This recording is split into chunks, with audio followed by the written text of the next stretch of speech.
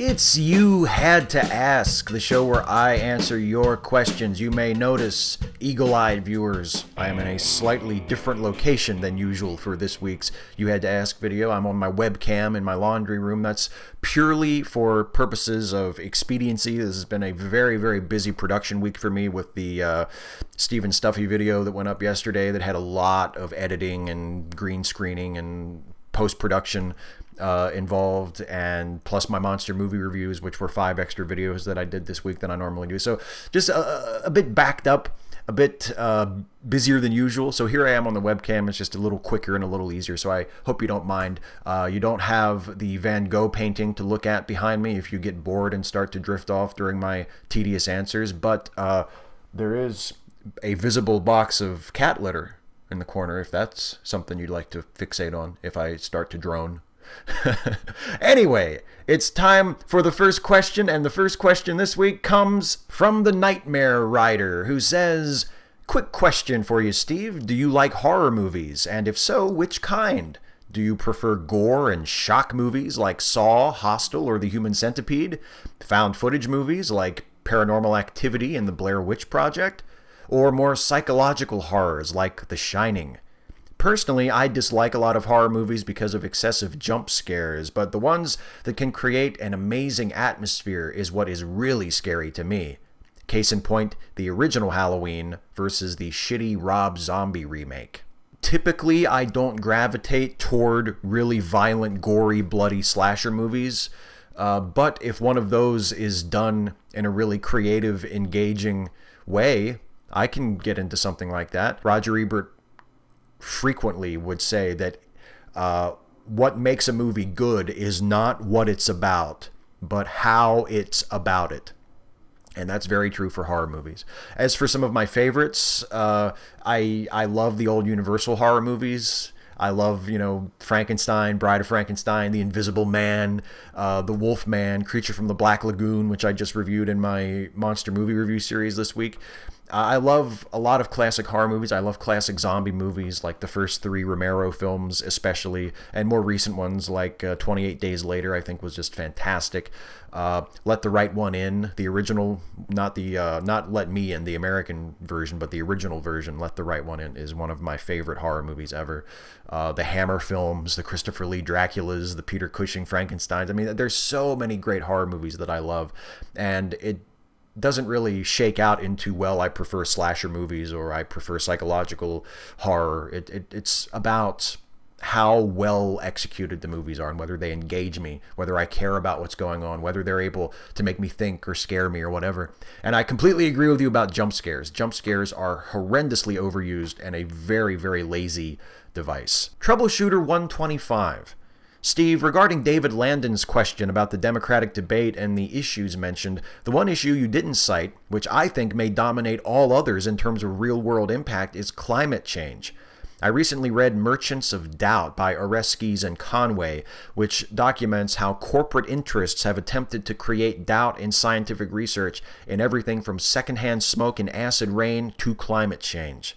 In the short term, those efforts succeeded briefly before they were overcome, which seems to be the case with climate change to date. This one issue scares the life out of me because it doesn't just shoot humankind in the foot, but straight through the gray matter if we failed to take strong, meaningful action to correct the problem, presuming that's still possible. I'd like to hear your thoughts on the matter, please. I'm shooting myself in the foot for not mentioning climate change in response to that question. You're quite correct. It is a very, very important issue, and it's an issue that we have really been dragging our feet on. We just have a huge problem of looking ahead. We want to see immediate results. If we institute some kind of policy at a government level, at a federal level, that's going to potentially affect everyone's lives and force everybody to alter their behavior in some way or do something new that they didn't do before, we want to see immediate results. And if built into the policy is, well, we won't see immediate results because this is a long-term thing. We need to start building for the future, not worry so much about what's going on right now. We don't like that. We don't respond to that. We need immediate results. We need instant gratification. And I think that's one of the problems with getting people excited about climate change and getting people convinced of the urgency of it and the necessity of acting to reduce carbon emissions, to clean up the environment, to look for renewable sources of energy that will not contribute to climate change, or at least will contribute to climate change at a much smaller level. But we're not even going to see results for another couple of decades. And also, the negative consequences of climate change come on us so gradually and will probably not hit a crisis peak for several more decades. So it just doesn't seem like it's that important to us. This could go really, really bad. Not for us, but for the children and the grandchildren and the great-grandchildren of those of us who are alive today. And that's the real shame of it, is that if we don't take meaningful action to combat climate change and mitigate its effects in this generation, we're not the ones who are going to suffer from it. It's the children and the grandchildren and the great-grandchildren of these generations that are really going to suffer. And that is unconscionable. That should be morally reprehensible to all of us. But to a lot of us, apparently, it's not. Yondaimi, hey Steve, in your youth or before your social justice awakening, have you ever said or done something so homophobic, racist, misogynist, you can do me an instance for one or all three, that looking back on it you feel embarrassed? Did the realization of committing offense come suddenly or naturally after said social justice awareness? When I was a kid, I was just as casually racist and homophobic as everybody else that I grew up around, children and adults. I mean, I was saturated by just sort of implicit prejudice against people who were different than I was. I guess if I want to comfort myself and ease my conscience about my regressive attitudes in my youth, I can say, well, at least I never treated anybody poorly, or at least I never intentionally treated anybody poorly. But it's more just a general attitude. It's an ignorance, it's a blindness to your own privilege, it's a blindness to how your attitudes and your words and your actions can come across to someone else, and an apathy to that, a not caring about that, not caring about the happiness of other people, putting your own happiness, putting your own desires, putting your own values ahead of those of everyone else, putting your own experience, privileging your own experience, telling yourself, well, if somebody called me a name like that, I wouldn't care, so I don't see why they should care either, and I don't see why I should have to be sensitive to them. That sort of a thing is much more what I remember than specific instances of me acting inappropriately. But nonetheless, I'm really glad that, for the most part, I'm still a work in progress, but for the most part, I have grown out of that and moved beyond that kind of thinking and those kinds of attitudes. Kevin Logan, okay, serious question. Do Americans really care how the rest of the world perceives them? It seems a lot of the time that many Americans don't even know what the rest of us think of your nation. The sense that I get, and obviously I don't know objectively, I haven't conducted any kind of a survey to determine these facts, but the sense that I get from just sort of observing our culture and listening to what people say is that most Americans don't know what people in other countries think of the United States. We don't have an accurate perception of that, and we don't care. And in fact, with many people, especially people on the more conservative end of the political spectrum, they actively don't care. They view their apathy toward the rest of the world's opinion of the United States as an advantage and as a mark of patriotism. And they will attack people who express concern about how we are viewed in the rest of the world.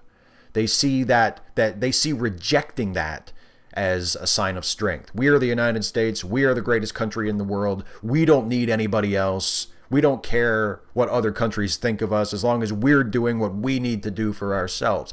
It's sort of, it's the most selfish, childish version of right libertarianism just blown up to a national level. It's as if the entire nation of the United States is behaving like a petulant libertarian, saying, we don't need other people.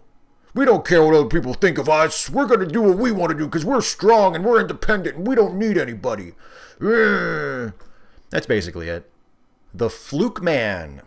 Hey Steve, would you consider me a bigot if I wasn't willing to hang out and be friends with LGBT people?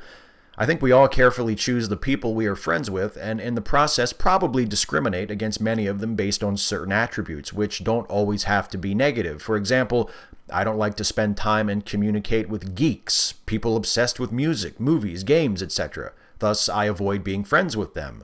So if I avoided friendships with LGBT people, would that make me a homophobe? If you were avoiding hanging out with people because you just didn't like them, because they got on your nerves, or you didn't have anything in common with them, or whatever, and it just so happened that they were LGBT people, then I would say no, you're not a homophobe. But if you're saying, I don't hang out with LGBT people because I don't like them, that sounds pretty homophobic. That sounds pretty prejudiced to me, whether you intend it to be or not. You're basically writing off an entire category of people based on a stereotype. If you said something like, I don't like to hang out with racists, I don't like to hang out with misogynists, I don't like to hang out with whoever, that's a little different because you're defining that group by a negative behavior. And by definition, everyone in that group would have to exhibit that behavior. And that's completely fine. But the only thing that LGBT people necessarily have in common is not any particular behavior or any particular attitude. It's an orientation. It's the fact that they are lesbians, gays, bisexuals, transgender, you know? And you can't really say, well, those people are like that, and start assigning traits and behaviors to them that aren't directly related to the fact that they are LGBT, because again, that's prejudice. So I think you're not trying to be prejudiced. I don't think you're trying to be hateful and discriminatory or whatever. But if you say, I don't like to be friends with LGBT people, that sounds kind of homophobic, yeah. Fire262. Steve, what is your opinion of the new Supergirl series? Personally, I get irritated whenever the adverts come on. For fuck's sake, Superboy can become Superman, but the female version has to stay a girl? And her outfit, yeesh.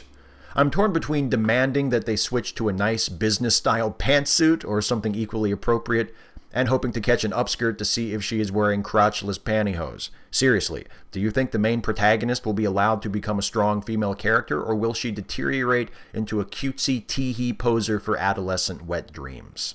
Judging by the pilot, it looks like they are intent on making her a strong female role model type character. In fact, they make that point rather explicitly and even clumsily a few times in that pilot episode. So I think there's a lot of self-awareness there in terms of how the character is being portrayed and how the character would be perceived by various people in the audience. I think they're probably going to be careful about sexualizing her or objectifying her.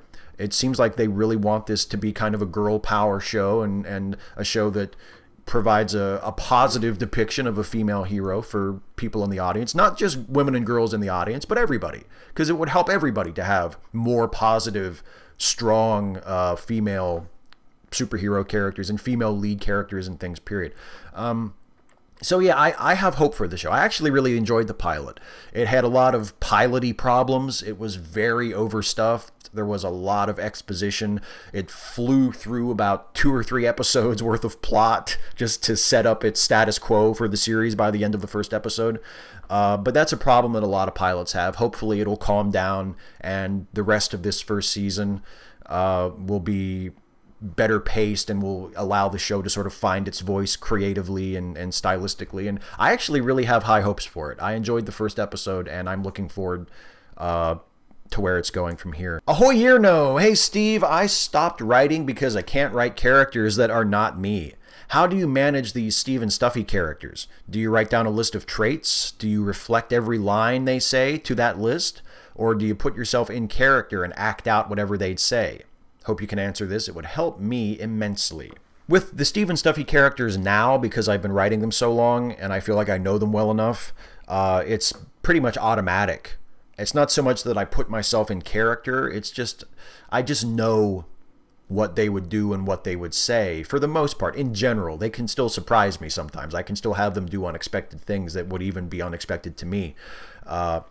But it's just a natural sort of, okay, here's Stuffy. What's Stuffy going to say? Here's Toby Benson. What's Toby Benson going to say? What's Toby Benson going to do? Because I know the characters very well. They the newer characters, the characters other than Stuffy and Toby Benson and me, that joined the show through the run, like Jack McPherson or Millicent or Hans, those began as just types, and then I sort of built them out. They began as just very simplistic personalities, like, oh, Jack is Irish and he drinks a lot.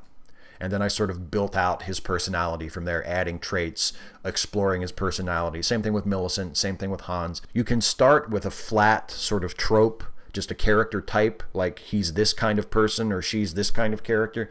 And then as you tell more stories with them, you build them out. You add layers and dimension and make them into people. Terry Williams, Steve Shives, besides your YouTube channel, you write films, amongst other things, for Neon Reel. Also, you are a big fan of wrestling, and yourself and Doc wax lyrical about the goings-on in WWE every week. I've read in multiple places that WWE hires writers who have previous screenwriting experience. Have you ever thought about becoming a writer for WWE? You have a lot of knowledge of past storylines and could straighten out their continuity, which is god-awful at best these days. Would you ever apply? I don't think I would ever apply, for a couple reasons. First, I think I have heard more than my share of horror stories from former writers for WWE who describe it as not a very nice place to work if you're a writer. These are people who have both left of their own accord and have been fired, so it's not just, bitter former employees saying, oh, fuck WWE. It just doesn't seem like a very nice place to work if you're a writer. It seems like a very high stress, low reward job. And the other thing is, I think they have too many writers already. I would not want to work as a staff writer on WWE and just help them keep doing what they're doing. I think they need a complete creative overhaul. I think they need to change the way that they create their show. It's a mess. Nothing that happens matters. There's no verisimilitude. There's no consequence to anything. Wrestlers win matches and lose matches, and it doesn't matter. It neither advances nor holds back their careers. It's just a complete mess. It's a total shit show. And one writer who has a great idea for, how they should do things differently is not going to make any difference. I could turn out to be the most brilliant wrestling writer ever, and it wouldn't make a difference because the process that they're using right now is just completely wrong. It's completely wrecking their creative, and really making it kind of a chore to watch lately. Thank God for NXT. But no, I would not apply, and I would not want that job. Sire A. No. Hey Steve, with Halloween upon us, there is much talk about ghosts and other paranormal activity. Like you, I too reject the notion of supernatural anything. Of course, astrology, psychics, and the like are all nonsense. Also, the various medical and science woos that seep into our lives, I too reject those. The funny thing is, it's left me feeling excluded somehow. Seems many people are having a good time believing that stuff, and since I don't, I feel as though I'm always on the outside looking in on society. Do you ever feel this way about your stance on the above-mentioned items? If so, what do you do about it? I don't really feel left out because I don't believe in those things. It's a little bit like how I feel about Santa Claus as a grown-up. Even though I know that there is no such thing as Santa Claus, I can still connect emotionally to the feelings that Santa Claus would evoke in me when I was a child and I was innocent and naive enough to believe that Santa Claus was real. It's the same thing with Halloween. There was a time in my life when I was a kid when I was much more susceptible to believing in things like ghosts and demons and spirits and monsters, these sorts of things. They all felt much more real to me than they do now. And I can still sort of tap into that. There's still an element of those things that reaches me emotionally, even though I don't believe that they really exist. And so because I've always been able to do that, I've always been able to sort of find a place where those things are still real in an emotional way, if not a physical way. I don't really ever feel left out. I still get a charge out of Halloween. I still enjoy the atmosphere. I still enjoy the celebration of macabre things and of ghosts and witches and vampires and werewolves and all these sorts of things.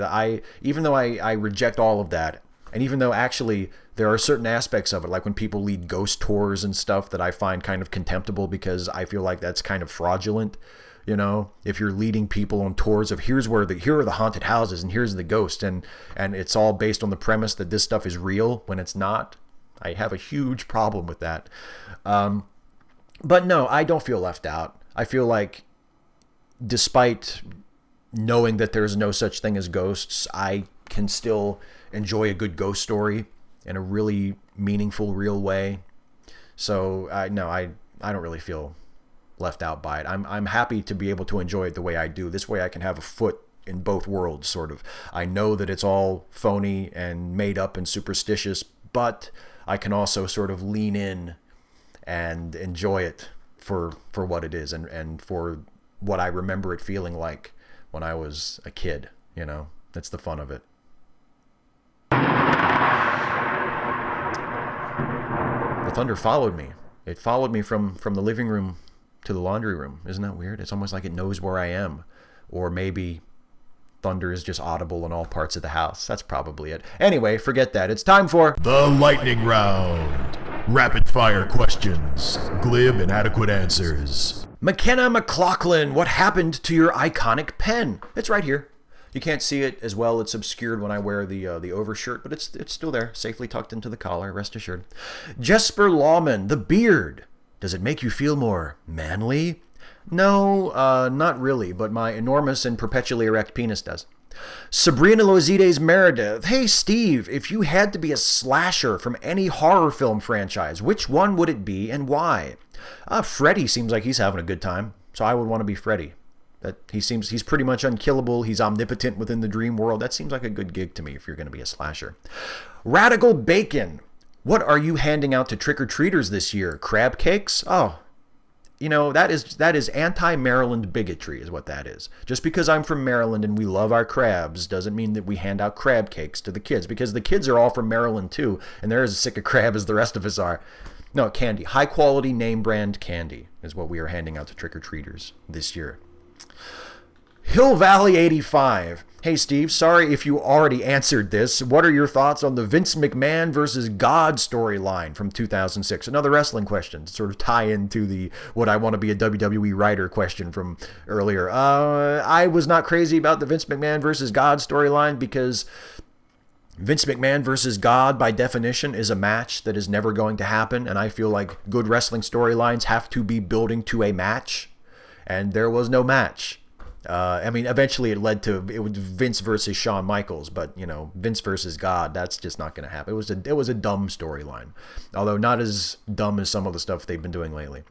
Eric Smith, I'm wondering if you are familiar with the work of Dr. Richard Carrier. If not, he is the main proponent of the Christ myth theory and presents a, to me anyway, devastating critique of the Gospels, Acts, and the New Testament in general. What do you think? I do know Dr. Carrier. I am very familiar with his work. I'm a fan of his, not just of the historicity of Christ stuff, but just him in general. I think he's terrific.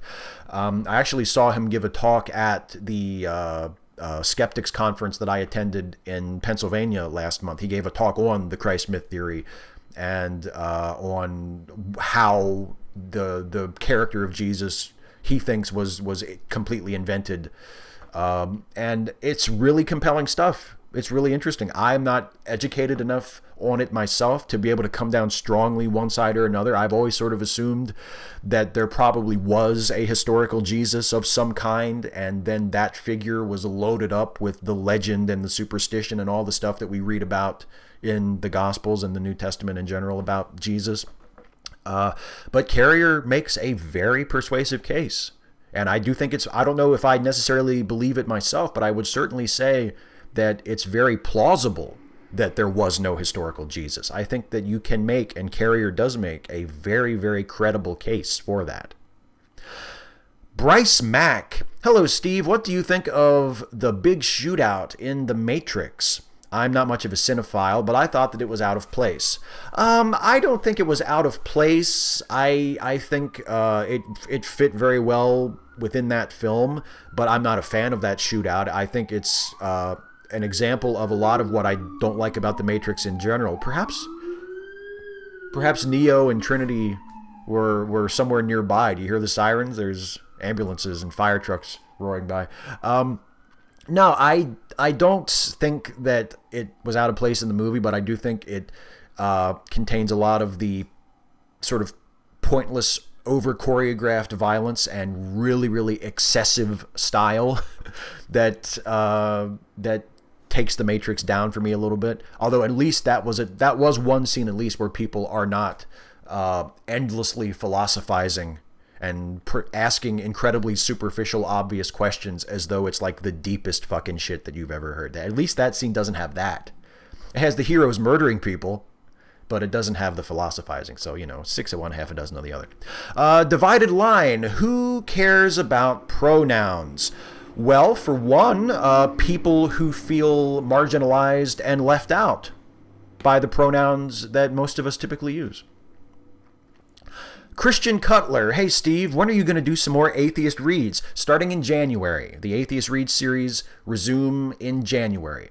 Every year, my schedule is I do Atheist Reads starting in January, and I do 3 books, and then whenever those finish up, usually sometime in the late spring or the summer, whenever those finish up, I do Steve and Stuffy for the rest of the year. That's the production schedule, so it'll be Steve and Stuffy on Thursdays for the rest of 2015, and then starting in January, it's back to an Atheist Reads. So there you go.